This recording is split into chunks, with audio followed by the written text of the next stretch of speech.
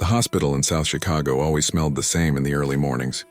Clean, cold, quiet, a smell that told you people were fighting to stay alive inside these walls. Nina Jackson arrived before sunrise. Like she always did, coffee in one hand, badge swinging softly against her chest. She had worked the night shift for 6 years now, long enough to know that hospitals never truly slept. They only whispered. To the world, she was just another nurse. Another black woman in blue scrubs, moving fast through white hallways, doing work nobody posted about online.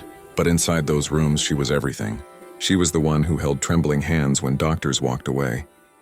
The one who prayed quietly with families who didn't know how to ask God anymore. The one who learned how to smile through grief, because patients needed hope more than honesty. That morning felt ordinary. Too ordinary. The monitors beeped in slow rhythm. A janitor pushed his cart down the corridor. Somewhere a baby cried in the maternity wing. Nina checked charts, adjusted IV lines, reminded herself to call her mother later. She didn't know yet that before the sun was fully up, her life, and the lives of dozens of strangers, would depend on one single choice. It started with footsteps. Heavy, fast, wrong. Not the rush steps of doctors. Not the soft shoes of nurses. These sounded like boots hitting tile with anger behind them. Nina felt it before she saw it. A pressure in her chest. A silence that spread through the hallway like bad news. Then people started freezing. A patient dropped his walker. A resident whispered, "Oh God," and at the far end of the corridor, a man appeared. Mid-30s. Hoodie pulled tight around his face. Hands shaking. And in his right hand, a gun. Time cracked. Someone screamed. A tray crashed to the floor. 2 doctors fell to their knees without being told. The hospital, a place built for healing, turned into a place holding its breath. The man raised the weapon. "Everybody get down!" His voice wasn't strong. It was breaking. Nina's heart slammed against her ribs so hard she thought it might give her away. Every instinct told her to run, to hide, to do what everyone else was doing. But she didn't move. Not because she was brave. Because she was tired. Tired of watching fear destroy people. Tired of seeing pain turn humans into monsters. And because somewhere deep inside, she saw something else. Not just a gun, but a man who looked like he had already lost everything. The hallway emptied in seconds. Patients crawled into rooms. Staff disappeared behind doors. Only Nina remained standing. Alone, between the armed man and a hallway full of innocent people. Her hands trembled, but she forced them to stay open. Slowly, she took one step forward. The man noticed. His eyes snapped toward her. "Don't come any closer." His finger tightened on the trigger. Nina stopped. Her voice came out quiet. "I'm not here to hurt you."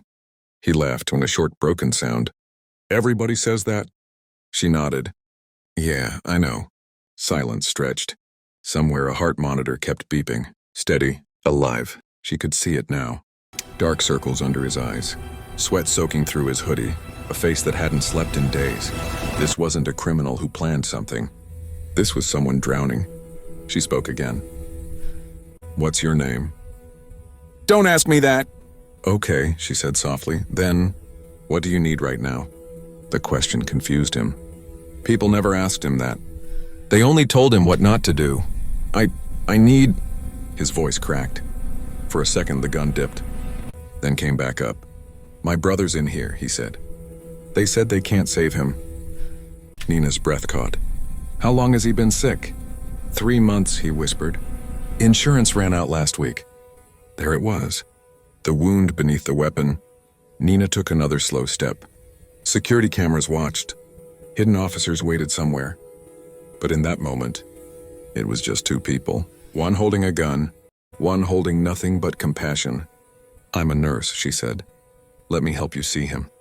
"They won't let me in." "I will." He stared at her. Suspicion, fear, hope fighting each other behind his eyes. "Why would you help me?" She swallowed. "Because I've watched too many families lose someone without getting to say goodbye."